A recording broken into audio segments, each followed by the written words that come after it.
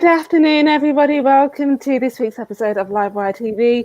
This is a place where we like to interview business experts around business strategy, marketing, and mindset experts. Livewire TV is a part of Livewire Media, where we do corporate photography, videography, and video marketing. My next guest is going to drop some absolute golden nuggets of wisdom for you, all around mindset, hypnotherapy, and well-being. And I think that's really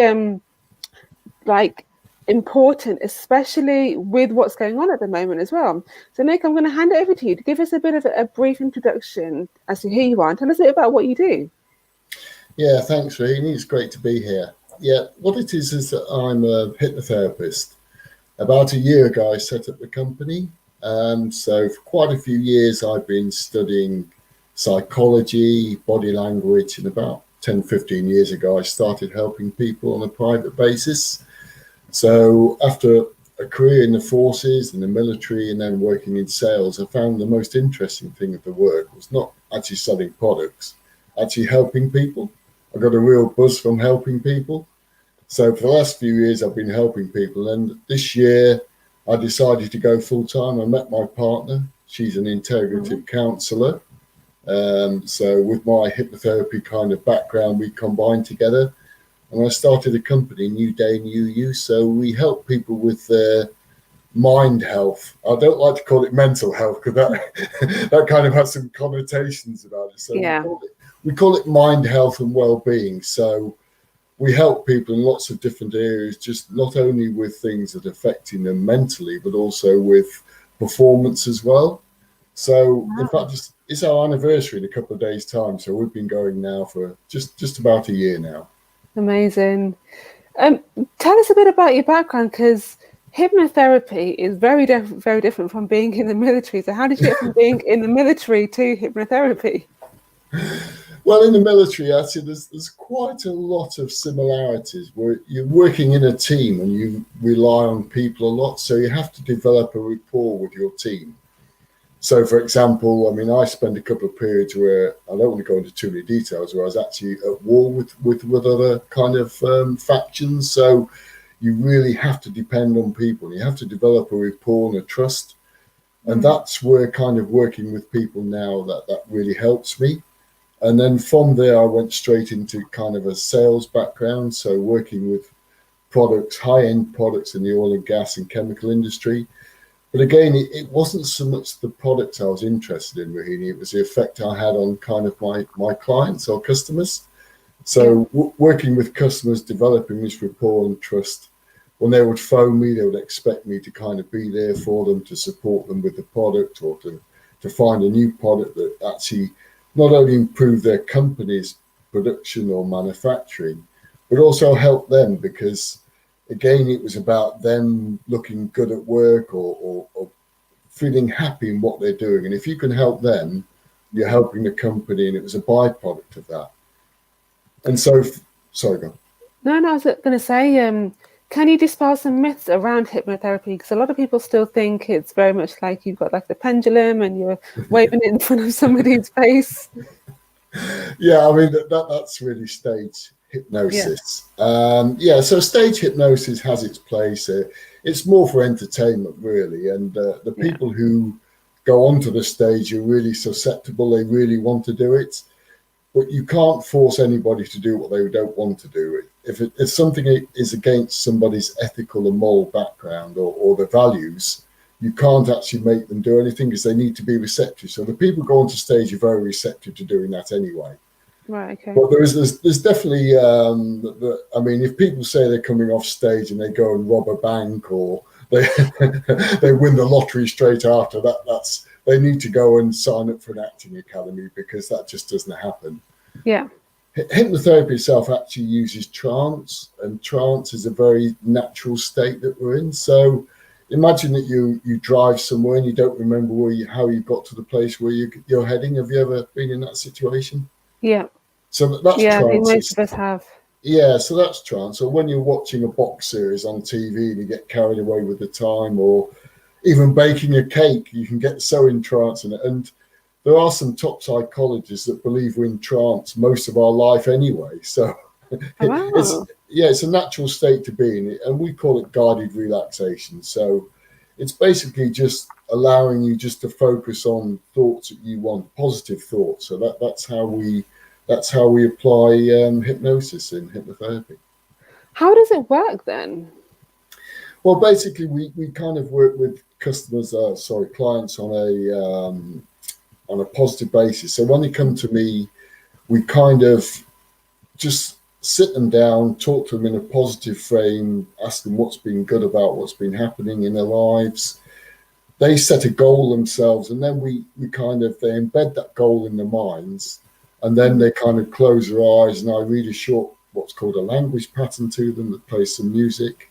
And they say, we call it guided relaxation. And because I work with subconscious, their subconscious mind is very powerful. It comes up with an answer to their issue.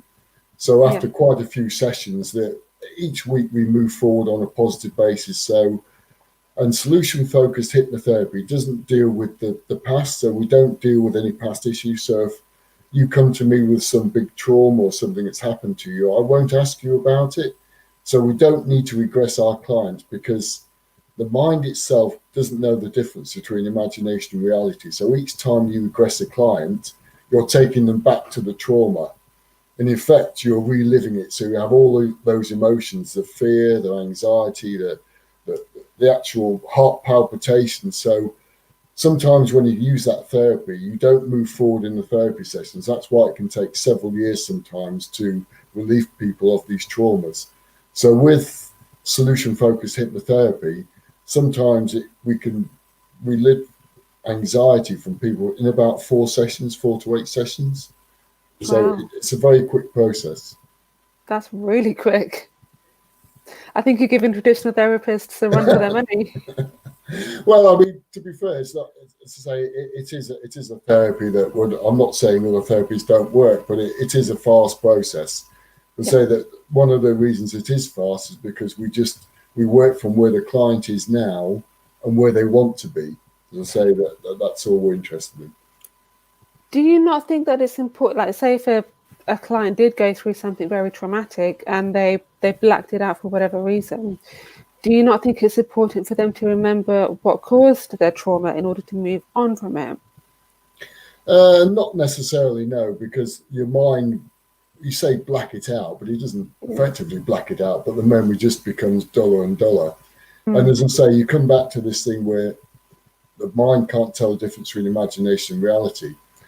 And there's quite a few cases even in recent history where you can see something on the television or somebody can tell you something, but because your mind will take it in, you can believe you've experienced it. So when we remember something, we don't always remember exactly what's happened, and we can actually have a thought that's been put in there by somebody else or something else we've seen that doesn't actually affect us, but we can believe it's actually happened to us. So the difficulty you've got with bringing previous thoughts up and previous emotions, it may well not have been experienced by your client. It may be something they've seen or heard, and they can convince themselves that that is something that's happened to them. Yeah. And the problem with that is then you don't know whether you're dealing with a real issue or not. So we don't find any kind of licensing going there, because we can't tell if that's something really that's happened to them, or that's something that's imaginary. Yeah. What would be your advice to someone who's going through a bit of a challenging time right now? Well, my advice really is to kind of control what we think about, because our thoughts are everything. Yeah. In fact, our thoughts are our life. What we think is about everything is what's happening to us in our life. So if we see something on the TV, if we hear something, then our thoughts determine how we feel. Thoughts and feelings are kind of affect each other. So what I tend to do in my life is that I don't worry about anything I can't control. So if I see something on the news, if I can't control it, there's no point in me worrying about it. All I can control is keeping myself safe, looking after my family and my future. And that's what I focus on. So just try to focus on the things in life you can control. Everything else is going to happen whether you like it or not, because you have no control over it. So how can somebody let go? Let go. Sorry, I missed that. How can somebody let go of that sense of needing to control something or sense of needing to react to something. Well, again, there's lots of different ways we can do that. Obviously, Yeah. one of the methods, if you can't use lots of different methods, is to come to somebody like me and to kind of get therapy, and we see where we are. But things like you need to kind of concentrate on something else. So use things like meditation, things that make you happy. Go out in nature, go for a walk, pick up a hobby again. If you haven't done a hobby for a while, pick up a hobby, something that interests you. The difficulty we have a lot with people is that they kind of let themselves just sit about and maybe not. When we're sat about not doing anything or not engaged in anything, our mind starts to work overtime. So kind of get engaged in things that interest you, or things that you've got to, you used to do that you don't do for a long time. I totally agree with you on that one. And I know that you combine neuroscience with hypnotherapy as well. So tell me a bit about how that works. Yeah, well, basically, hypnotherapy is a combination of psychology and hypnosis. But in solution-focused hypnotherapy, we kind of use the latest neuroscience. So we look at how our brain works. And if people come to me on the initial consultation, I spend about 25 minutes explaining to you how your mind's working, how anxiety is created, how we feel like we do, and what we can do about it. So it's very powerful, because in some therapies, people don't understand why they're feeling like we do. And it's like anything in life, if you don't understand why you're feeling like you do, it's going to be more difficult to get you through it. So once you start understanding how you feel, it's so powerful. In fact, I've had several clients who haven't even come back to me after I've given them an initial consultation, because they just needed to be reminded of why, or to be told how they're feeling like they do. Yeah. I bet that transformation is absolutely groundbreaking for them, isn't it?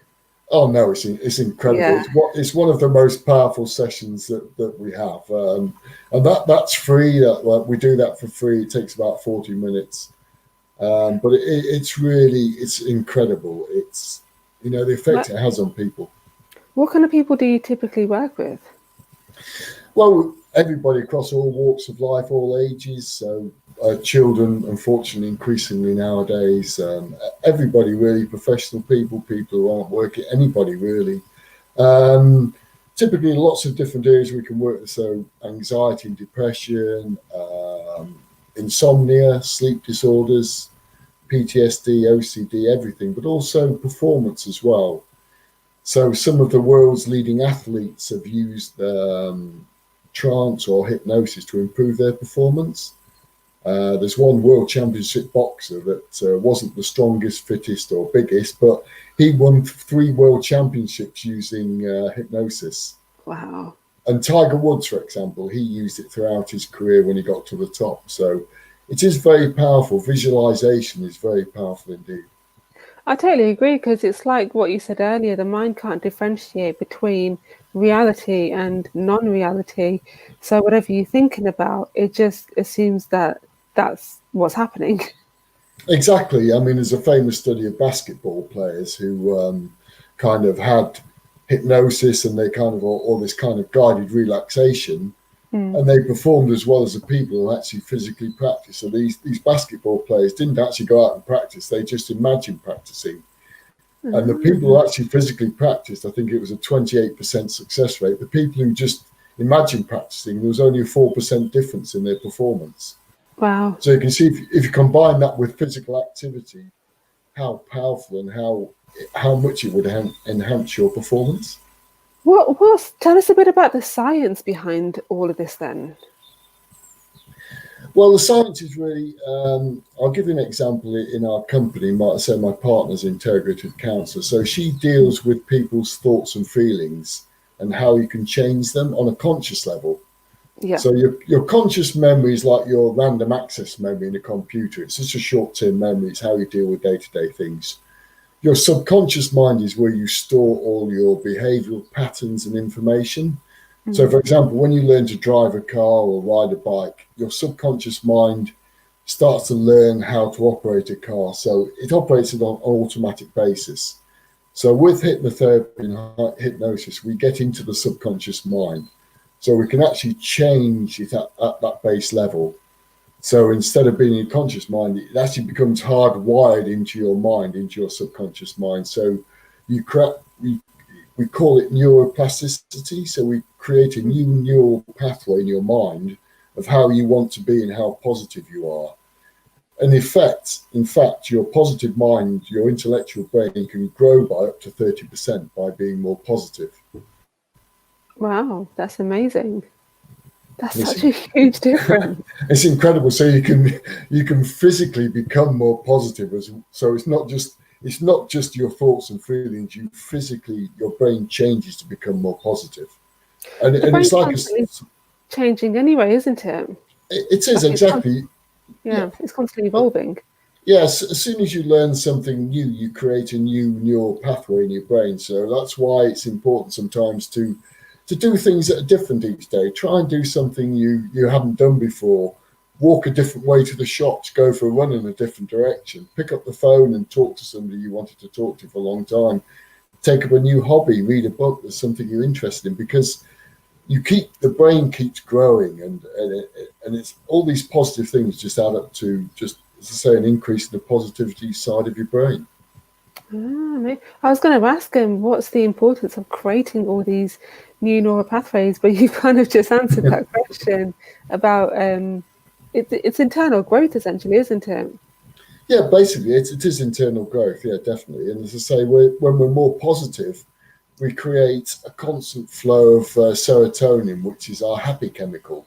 And when we produce serotonin, we also counteract the effects of cortisol, our stress hormone.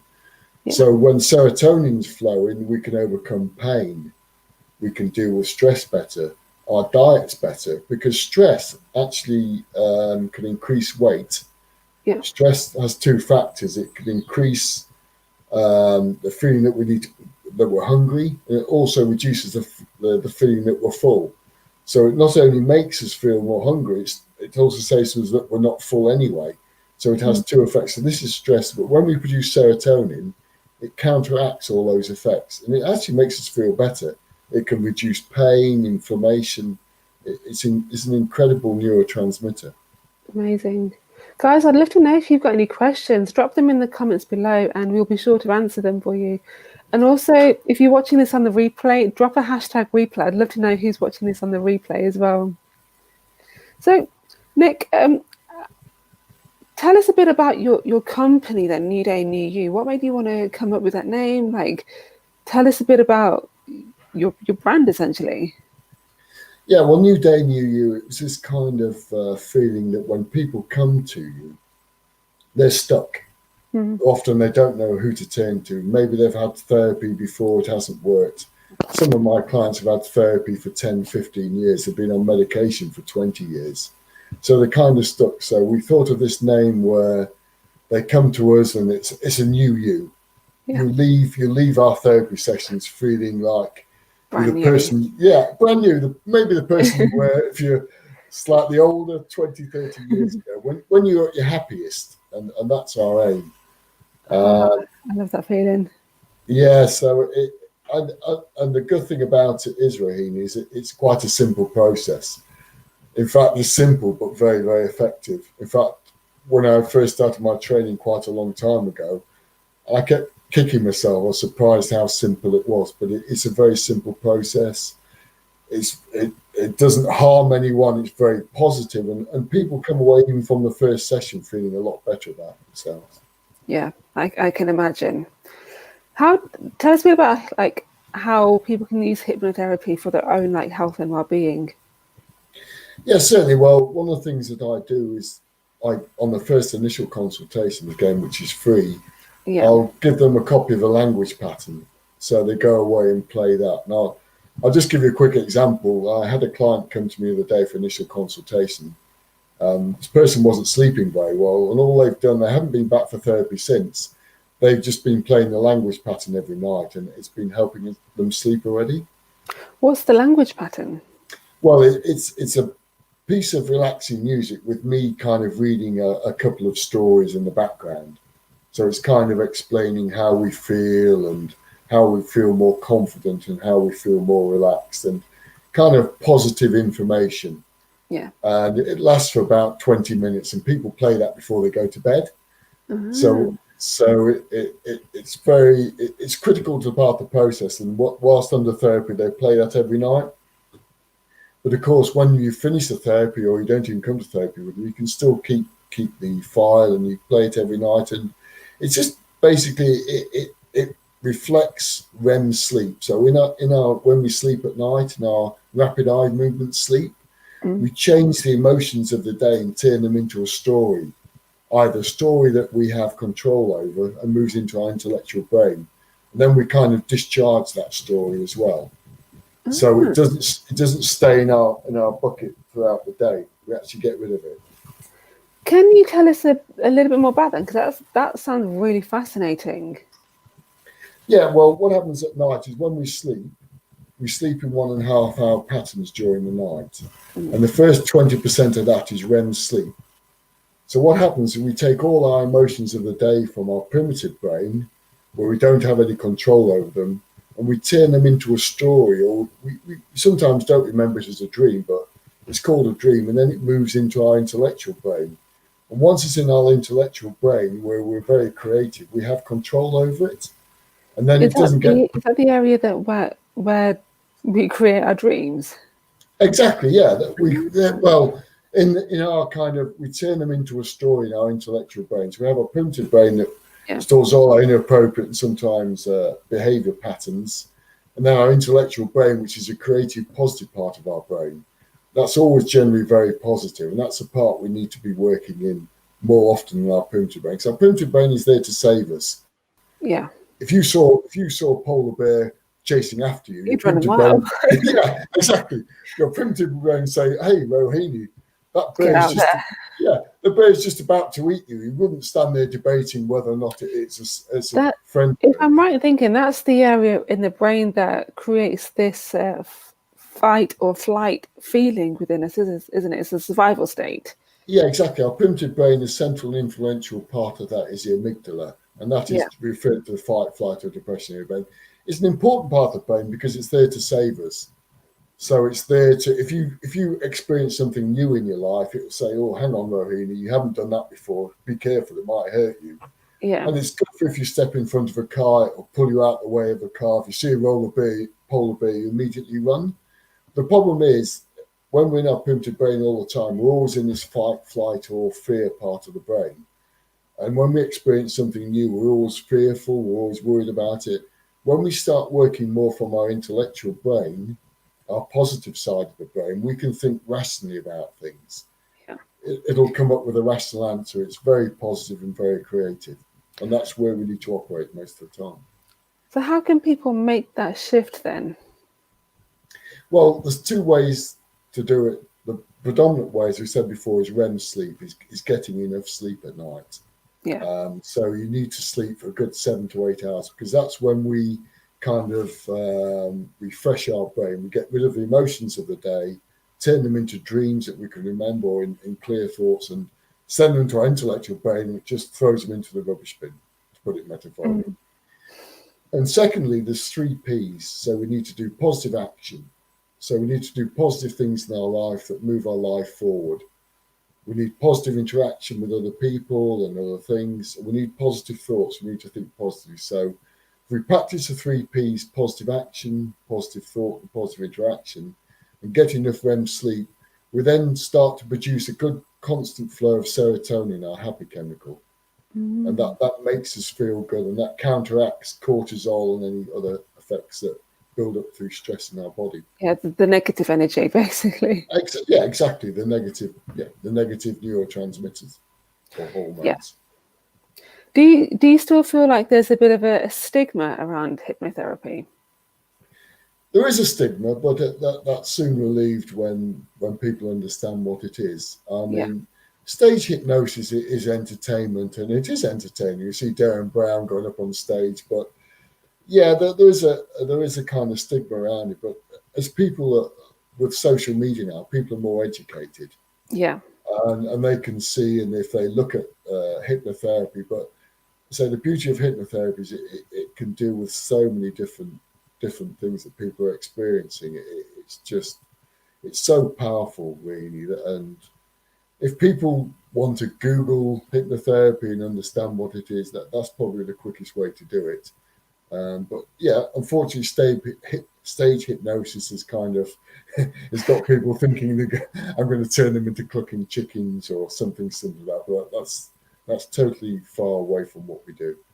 I remember going to the Edinburgh Fringe Festival a few years back, and there was a hypnosis on stage, and he was very transparent about everything. But he did some experiments with people in the audience, and I was thinking, is this going to work? Is it staged? I don't know. And he got us to do this like series of experiments to see whether or not we would be receptive to hypnosis. Yeah. And then like 95% of the audience were not like receptive to it. Do you feel like people have to be receptive to it, as in like they have to have like a physical reaction to it? Do you mean stage hypnosis or hypnotherapy? Both. Okay, well, stage hypnosis, yes, you have to be very receptive to it. And people like Darren Brown will put you in that situation where you're expecting to come out acting like a chicken or a dog. So people have already putting those thoughts in the mind. So all he does is just get those thoughts out and people just do what he wants. Yeah. But certainly with hypnotherapy itself, we from the positive mindset. And that just doesn't apply to hypnotherapy, really. That applies to any therapy.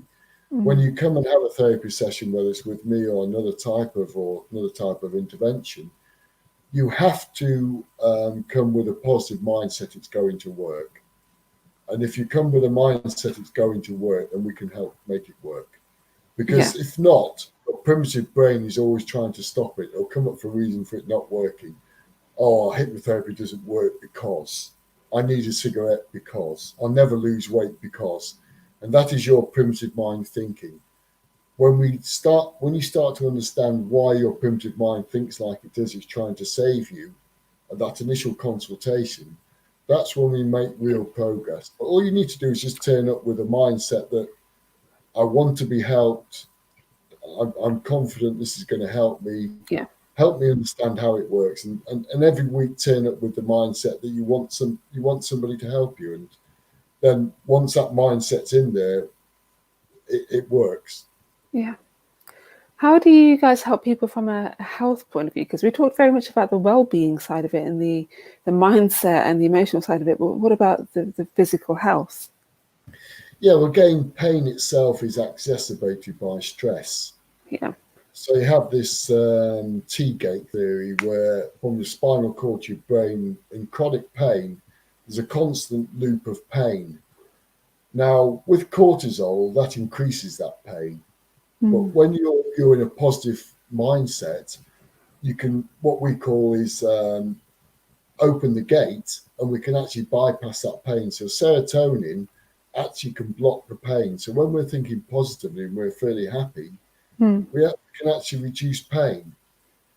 It's been scientifically proven that we can't actually feel two emotions at once, hasn't it? I mean, when I first read about that study, I found it really, really fascinating because the brain literally can't multitask. It literally flicks from like one task to the other very, very rapidly, to the point where it tricks itself into thinking that we are actually multitasking. So what you were saying just there about like focusing on the positive as opposed to the negative, that's a lot easier said than done for a lot of people, isn't it? Oh yeah, no, it is a lot easier said than done. And the first two steps, if you don't go to a therapy session with me or with someone else, is that the first two steps are so important. Is REM sleep, is get enough sleep, because that's where we discharge our emotions of the day. And the 3 Ps: act positively, interact positively, positive thoughts. And as I say, there's various methods for helping yourself during the day. So try something new. Have a bit of breathing time. Sit down and breathe slowly and deeply for 10 minutes. Take up a new hobby. Stroke the cat. Watch your diet. All these things are all positive, and that helps us to kind of produce a flow of serotonin, which counteracts everything else that's going on in our body. The happy hormone. Yeah, the happy hormone. And again, so there's 4 happy hormones, but serotonin is the most important because it is our happy chemical. And you're quite right, it is difficult to get out of a rut, but there's lots of things we can do. But again, it comes back to this willingness. Yeah. Are you willing to try and help yourself? So if you are, then there's lots of tips on social media how to do that. But just do things that make you feel good. And one of the tips I give people at the moment is look at the news, but don't try and absorb the news 4, 5, 6, 7, 8, 9 times, 10 times a day, because sometimes we don't have control over what's happening. Really. So we just need to limit ourselves to external influences. I did a post on this the other day. It's all about focusing on what you can control and not so much what you can't control. Yeah, exactly. That's in a nutshell, really. Because as we said at the start of the session today, that our thoughts are everything. You can't have a feeling without a thought, and you can't have a thought without a feeling. So as soon as you have a thought, it will generate a feeling or an emotion. So you want it to generate those nice feelings, those happy feelings, and not the negative feelings. Absolutely. Nick, where can people find your details to connect with you? Well, on the website, Newdaynewyou.uk, or I've also got an email, info@Newdaynewyou.uk. So all my details are on the internet. Fantastic. Guys, we're going to wrap it up here. Really, really appreciate you joining us. If you watch this on the replay, again, drop a hashtag replay. I'd love to know who's watching this. Have an amazing week, guys, and I'll see you soon. Thank you.